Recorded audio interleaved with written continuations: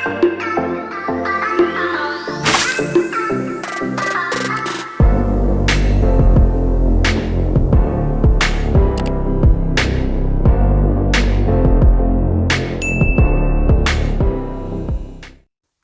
everybody, it's me Gemma, and this is my wrap up for the month of May, during which I read 31 books.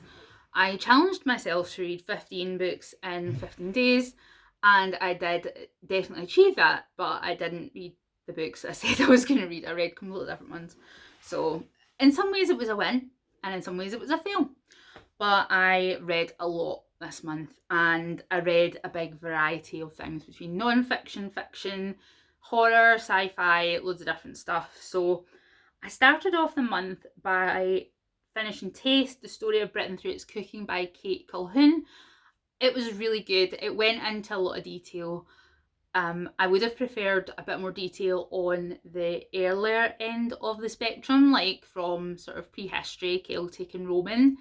It was really hefty on like the Georgian, Regency, Victorian period, which I find a lot of books are. I suppose it's easier to get material on those areas, and there's more writing on those time periods. So I assume that's why. But it was pretty good. I gave it 4 stars. I did enjoy it. I think unless you're interested in food history, you're probably going to find it a bit dry, however. I then read The Troop by Nick Cutter, which I also gave 4 stars, and this one was disgusting but good. It was horror, and it's kind of like if Lord of the Flies and Dreamcatcher by Stephen King had a baby, and it's disgusting. Very disgusting. Don't read it if you are enjoying food in any way, shape or form. And it's also definitely an adult book, even though it deals with children. The troop are a troop of Boy Scouts who are marooned on an island, and a government experiment washes up on the shore and everything goes to shit. After that, I enjoyed it, so that's all I'll say. I know a lot of people have read it recently. I would say it's very like Dreamcatcher in that way. It's quite like very body horror. Like the level of body horror that I was expecting from Wilder Girls was like that. Like I thought Wilder Girls had more atmosphere, but I definitely did enjoy this, and I will read other books by Nick Cutter again. Really good if you're in the mood for horror.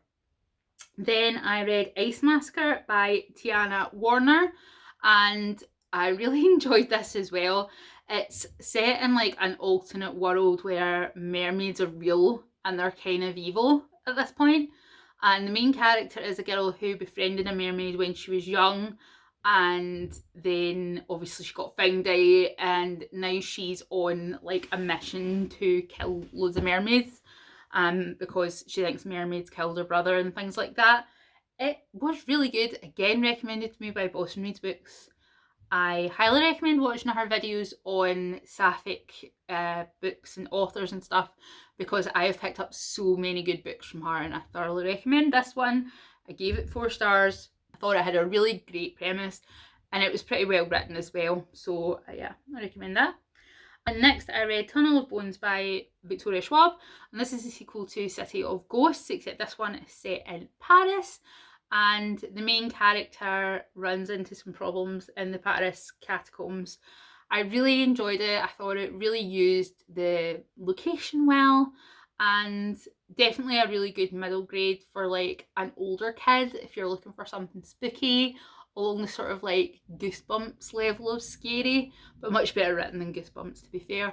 I really enjoyed it. I will keep on reading this series. Yeah, it was a good wee read. And I think I gave it 4 stars. And then after that I read The Abyss Surrounds Us by Emily Skrutsky. I gave this 4 stars as well. And this is another sapphic book. I was on a roll this month. And it's about a girl who grows up as like a sea monster trainer. Her parents helped invent these sea monsters that protect ships from pirates, but on her first like solo voyage she is captured by pirates. She is captured by pirates and forced to raise a sea monster puppy that they have taken prisoner. I enjoyed it, Will I read on with the series? Probably not. I think I'll just take it as a standalone, but it was good. I did give it 4 stars. I then read The Darkest Wave, Drugs, Death and Destroyed Lives by Eileen Ormsby. Eileen Ormsby is one of the writers for the Casefile podcast, which is one of my favourite podcasts, true crime podcasts. So I picked this one up and talks a lot about the Silk Road, the drugs, culture and sale on the internet.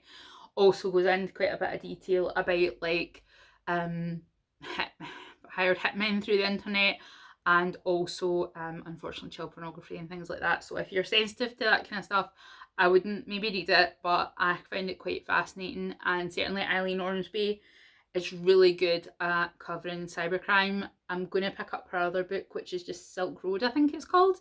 I also recommend listening to the Casefile episodes on Silk Road. They're really good and very well researched.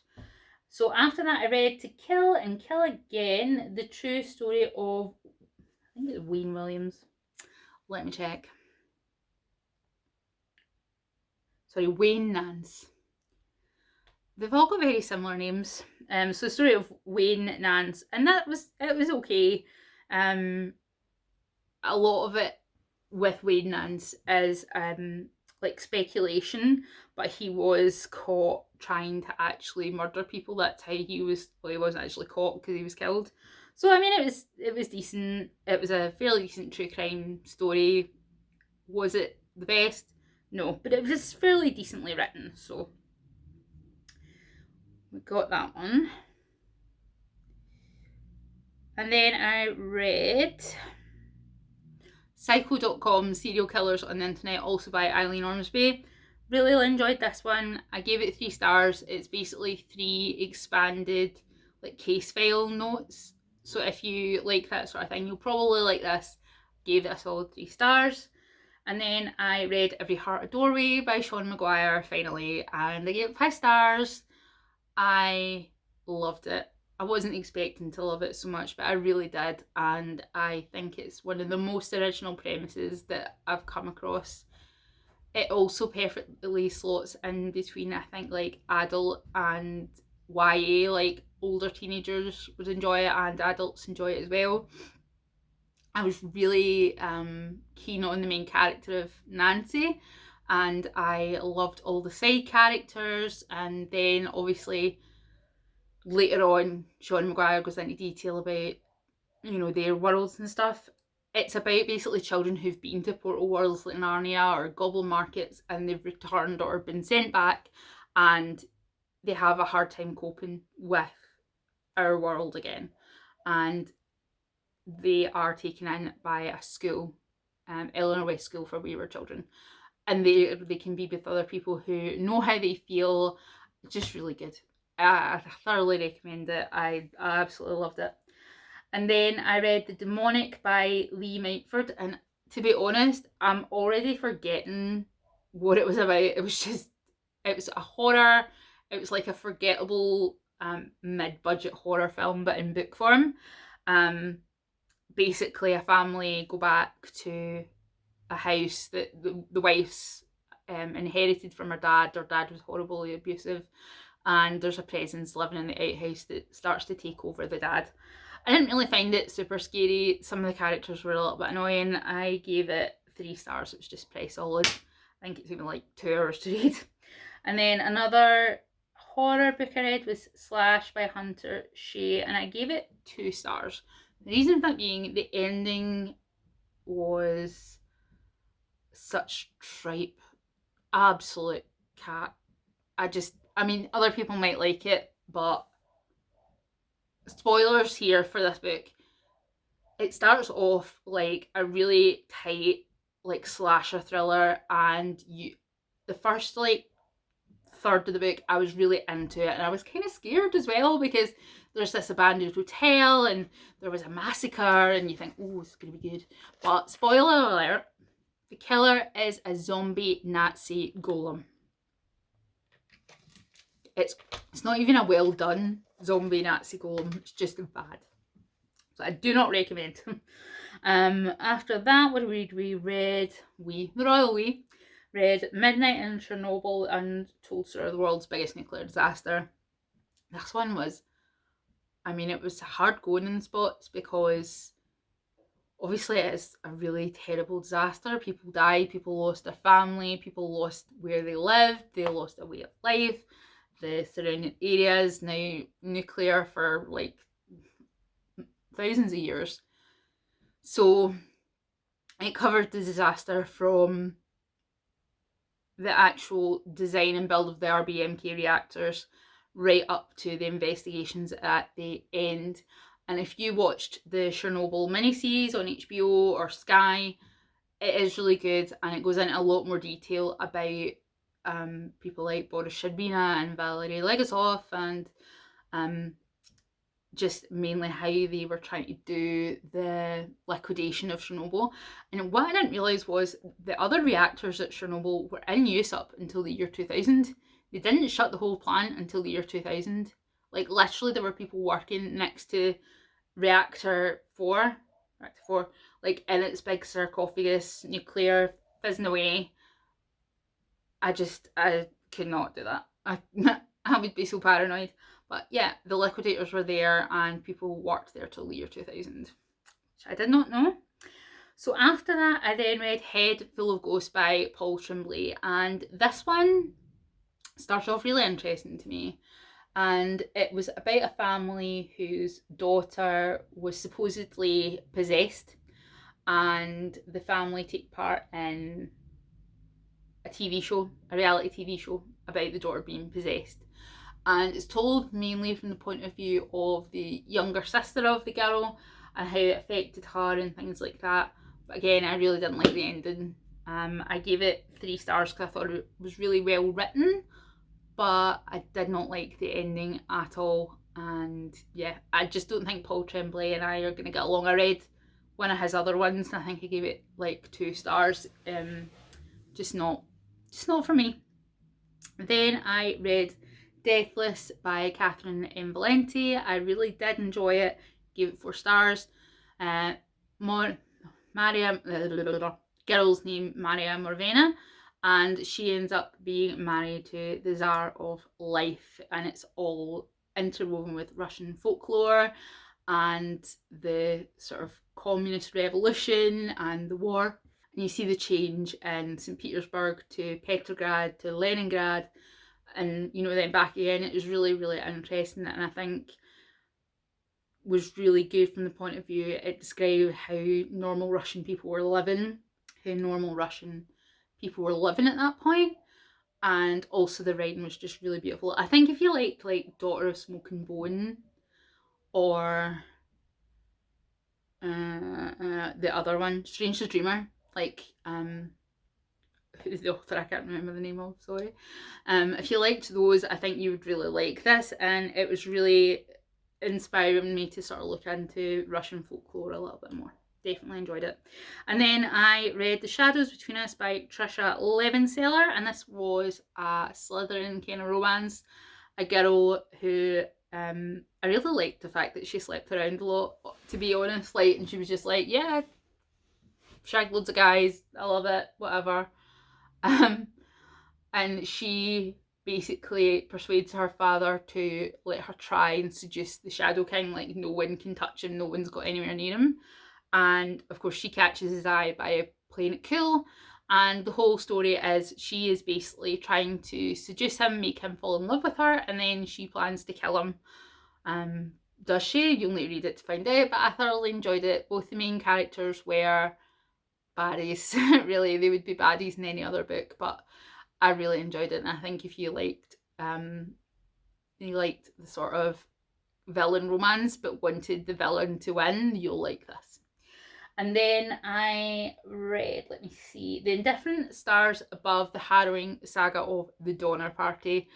And again, this is one of those ones that when you hear it told on TV or in a documentary or something, it seems like a sort of one-off event, like they were going through the past and they got stuck and then they were stuck there and there was cannibalism and then they moved on. But in reality, there were so many waves of people leaving. Like when the rescue parties came, there was like 3 waves of rescue party, in addition to the people who originally left the camp to go and get help in the first place. And really interesting, you know, how people can survive in such horrendous circumstances. And it was so interesting, like, and you're thinking at the same time this is happening, like so much is going on. But these were really hardy people, that were really determined, and it was really well written. I think I gave it, let me see, I gave it 4 stars because it was really good. And if you're at all interested in the Dora Party, I think this would be a good book to pick up.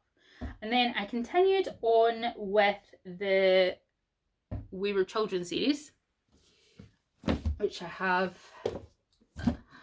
here. So I read this month Dead Among the Sticks and Bones, Beneath the Sugar Sky, and In an Absent Dream. And I think I gave them all 4 stars. Yeah, I gave them all 4 stars. Absolutely loved them. I've got the next one to read, Come Tumbling Down, which I'm probably going to read tomorrow. They're really good, just like bite-sized books, and I love them. So yeah, I read those this month. And then I finally read the Murderbot story. I read All Systems Red by Martha Wells. I gave that 4 stars too. And I thought it was really good. It was a really good premise. Like, I don't mind expecting Murderbot to be fully machine, but the fact that there was human parts of it almost made it better. Thoroughly recommend it. Again, my only criticism is, why are Tor mini books so expensive? Like, literally about £6 for a novella on Kindle.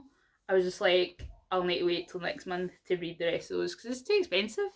For the size of books they are, I could understand if it was physical books, but Kindle books, £7-8 for a novella, no. So then I moved on and I started a series by a guy called Matt Weslowski, and I read 6 stories, Hydra, Changeling, and Beast, all by Matt Weslowski. And they are all told in a podcast format, so like Serial. So the podcast host interviews 6 people, that's why it's called 6 stories, and sort of tells the story of whole case of murder and one case of kidnapping.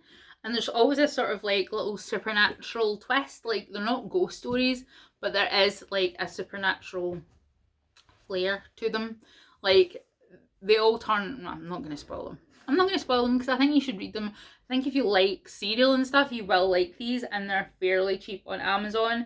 I've not seen anyone else talk about them, so if you do get the chance, the series, the first one is 6 stories by Matt Weslowski, and I do recommend it. I really enjoyed it. Then, let me see, what did we move on to? I read The Possession by Michael Rutger, and I literally could not remember what it was about. So memorable. 2 stars. I'm not even going to talk about it because I've got nothing to say. That's terrible. And after I read that, for some reason, I remembered reading a book by Mo Haider many years ago and being completely, like, fucked up by it because it was so, like, if you like Karen Slaughter, like Good Girls level of fucked up, you'll probably like Mo Haider. There's 7 books in the series, all about a detective called Jack Caffrey, and it starts off with Birdman and ends with The Wolf, and I read all 7 of them this month. So I read Birdman, The Treatment, Wolf, Poppet, Ritual, Skin, and Gone. And I really like Jack Caffrey. He's not just, like, you know, the top, like, kind of misanthropes. Like, this is a really, really fucked up man. And if you are sensitive to, like, talking about paedophilia or sexual assault or anything like that, I would give Jack Caffrey books a miss. Like, the first book is about a man who sews birds into women's chests and is a necrophile. and they don't hold back. Like, and then the second book is about a guy who breaks into houses and like kidnaps boys, and there's a whole thing. Also, Jack Caffrey, his sort of tragic backstory is that his older brother Ewan, was kidnapped by a paedophile, and they never found his body, and they were never able to prove anything. So it's all sort of like hanging over them. So I think they're really good. Later on, she introduces a character called Flea Marley, who was meant to sort of be the main character after Jack Caffrey. She was going to dump Jack Caffrey and make it Flea Marley. But I just can't stand Flea Marley. I just always skip over her storylines. I'm like, no, this is dull. But other than that, if you're looking for a good set of thrillers, I highly recommend them. There's 7 out just now. They're all on Kindle. You should read them. They're fucked up as hell. One of them's got like people being skinned, which is nice. So after that, I read Into Thin Air, Personal Account of the Mount Everest Disaster by Jon Krakauer. This was the last book I read this month. I read so much, I was just glued to my Kindle.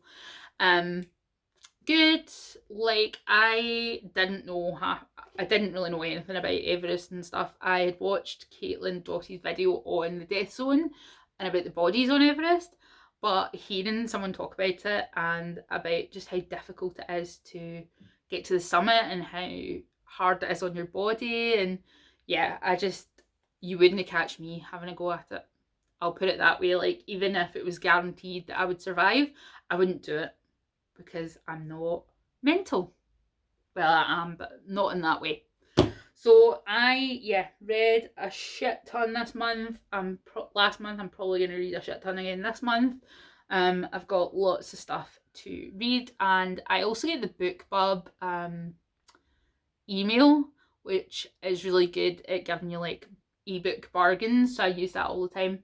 So yeah, managed all my challenges, read a ton of books. I've talked so much, like 20 odd minutes. So yeah, might do individual reviews of a couple of these things. Like, I'm thinking about starting a series on fictional detectives and like talking about each detective and reviewing the series and stuff. So I'm probably going to call it Watching the Detectives, but it doesn't really feel appropriate right now, so I'll probably need to wait. But yeah, stay safe, have fun, take care. Black Lives Matter. Bye.